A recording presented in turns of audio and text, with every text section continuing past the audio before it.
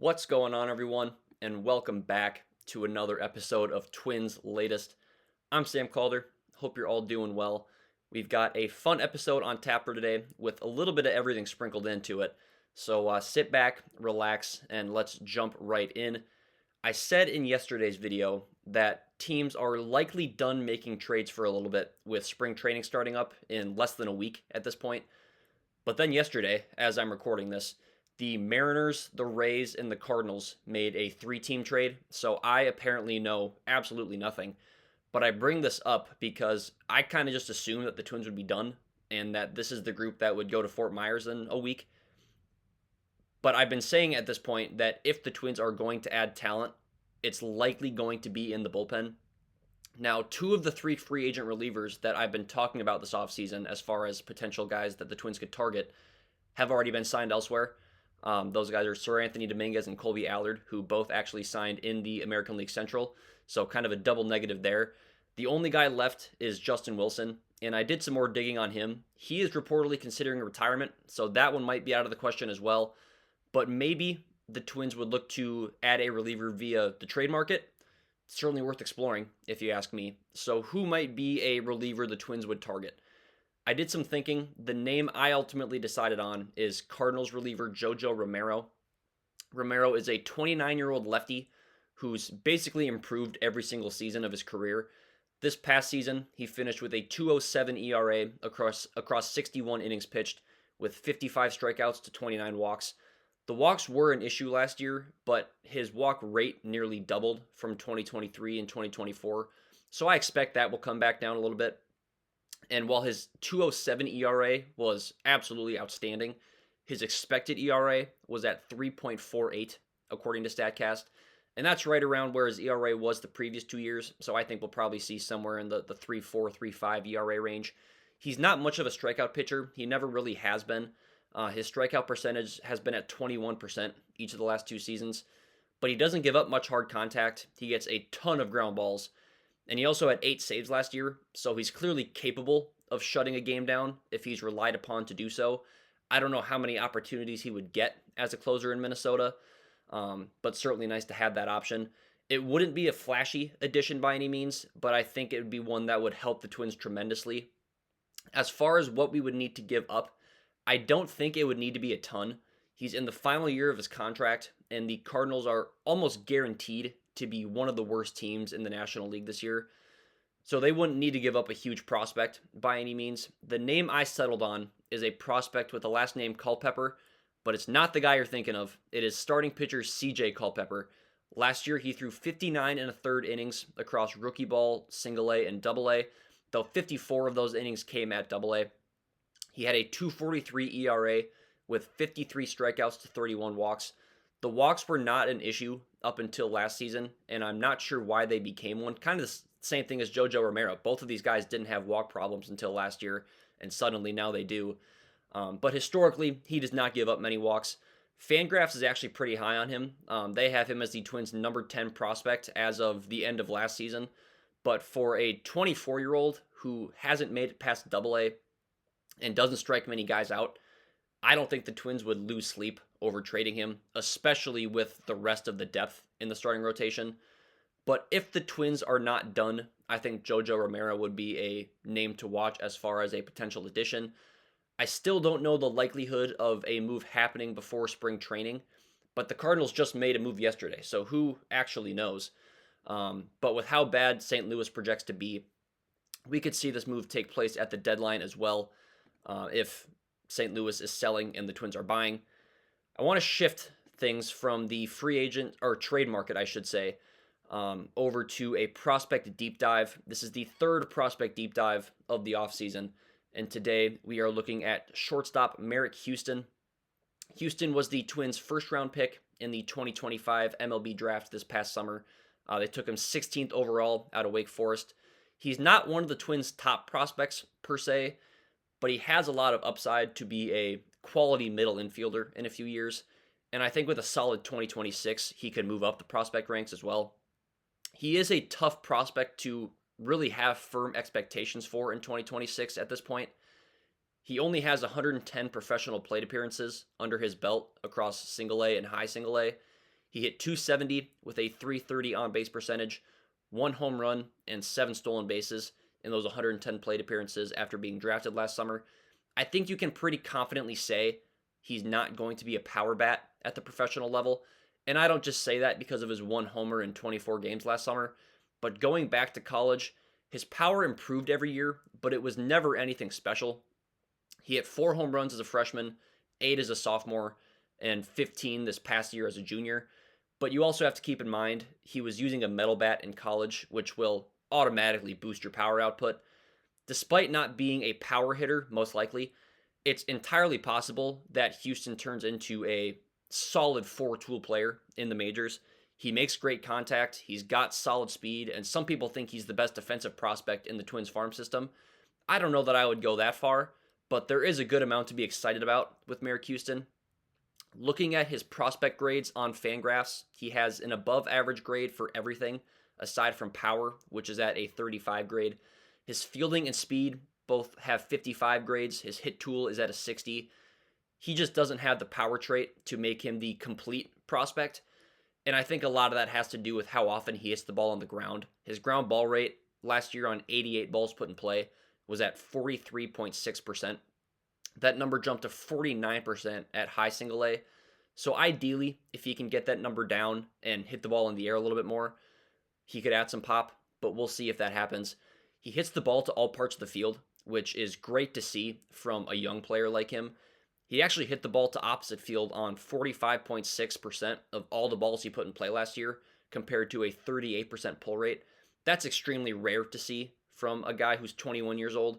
Defensively, he's probably not MLB ready yet, although, like I said, people think he's the best defensive prospect the Twins have. But I expect his defense to only get better with more reps. He had 4 errors on 83 chances last year at shortstop in the minors. Not fantastic, but it certainly could be worse. And like I said, he should only get more polished with more infield reps. The deeper I dive into Marek Houston, the more I like what I see. And we talked about the Twins' current starting shortstop, Brooks Lee, last week, I think it was. If he doesn't start picking things up offensively, he's not going to be guaranteed playing time. Marek Houston kind of seems like the Twins' long-term plan at shortstop, and if they were more confident in Brooks Lee, I'm not sure that they draft him last summer. He doesn't have to be a home run hitter. If he only hits 10 home runs a year, that's completely fine. But if he can hit 275, 280, and steal 25 bases, that's a quality hitter at either the top or bottom part of your batting order. So while it will likely be a couple of years before he's ready for the majors, there's a lot to be excited about with Marek Houston. I just want to see some strides in the hitting department this year. I don't need to see 20 home runs, but if he can, get a solid chunk of at-bats at AA, I just want to see him hit like 260, 270.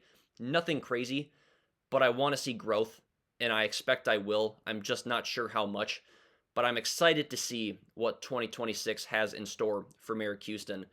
And we just talked about him being the Twins' first-round draft pick last year. The Twins hold the number 3 overall pick in the 2026 MLB draft, which will take place this summer.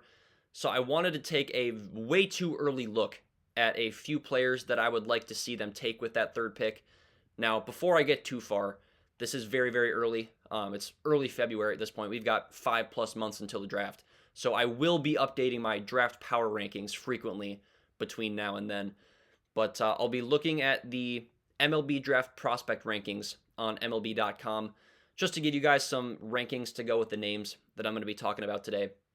The first name, who will probably not be available at number 3, but I want to bring him up anyways, is the consensus number 1 projected overall pick, UCLA infielder Rock Chalowski. Last year as a sophomore, Chalowski hit 353 with a 480 on base percentage and 44 extra base hits in 66 games. He's largely considered a shortstop at the professional level, but he spent more time at third base at UCLA than he has at shortstop, oddly enough. He has all the offensive and defensive skills. He doesn't necessarily have the speed to make him a true 5-tool player. So if he's there at number 3, great.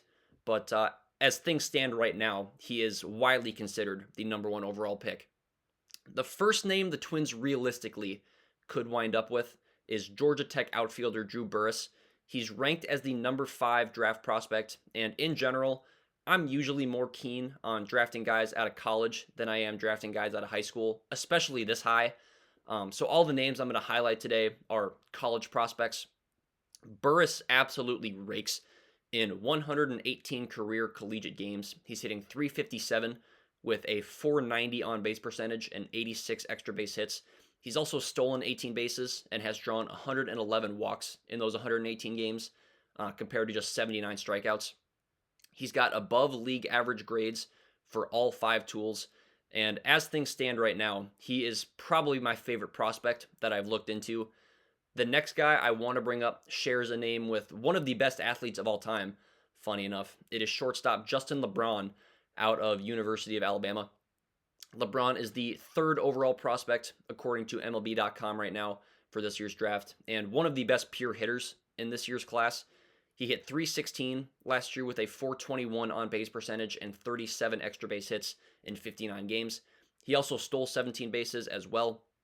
What I really want to see from him this year is kind of just putting everything together from the previous 2 seasons.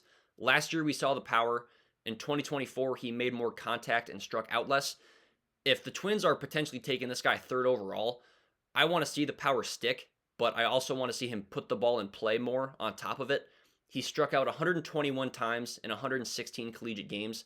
That's not horrible, but it's also not ideal for someone this high up the ranks. But all the tools are there for him to turn into a really, really good professional hitter. And one final name I want to bring up right now is a little ways down in the rankings as the 16th overall draft prospect. And that's not that far down, but for a team picking 3rd, it's a little bit further down.